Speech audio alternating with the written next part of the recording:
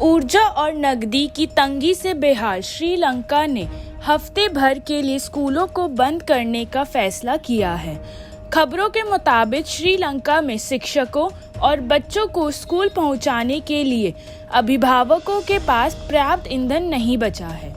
देश के ऊर्जा मंत्री ने देश के प्रवासियों से ऑयल खरीदने के लिए आर्थिक मदद देने के मकसद से बैंकों के जरिए घर पर पैसे भेजने की अपील की है। आपको बता दें कि भारी विदेशी कर्ज के चलते हिंद महासागर में स्थित इस देश को कोई भी सप्लायर ईंधन उधार में बेचने को तैयार नहीं है। अधिकारियों के अनुसार वर्तमान समय में उपलब्ध स्टॉक अब महज कुछ ही दिनों के लिए पर्याप्त है।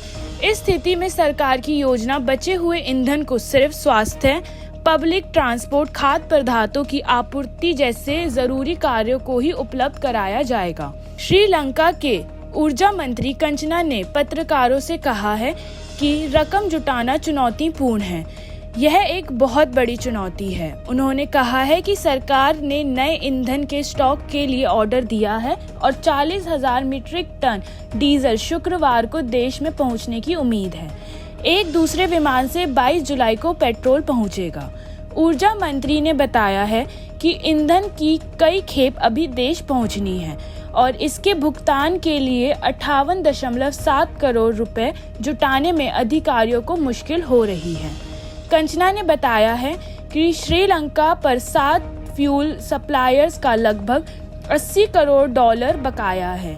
आपको बता दें कि श्रीलंका में पिछले महीने भी ईंधन की कमी के कारण एक दिन के लिए देश भर में स्कूल बंद कर दिए गए थे।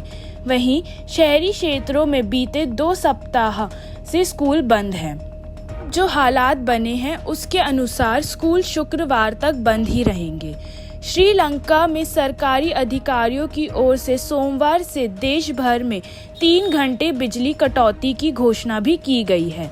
सरकार की ओर से कहा गया है कि बिजली उत्पादन को पर्याप्त मात्रा में ईंधन की आपूर्ति उपलब्ध करवाना ताज़ा परिस्थितियों में संभव नहीं है। गौरतलब है कि श्रीलंका में आर्थिक तंगी के बीच पिछले कई महीनों से बड़े पैमाने पर बिजली कटौती की गई है।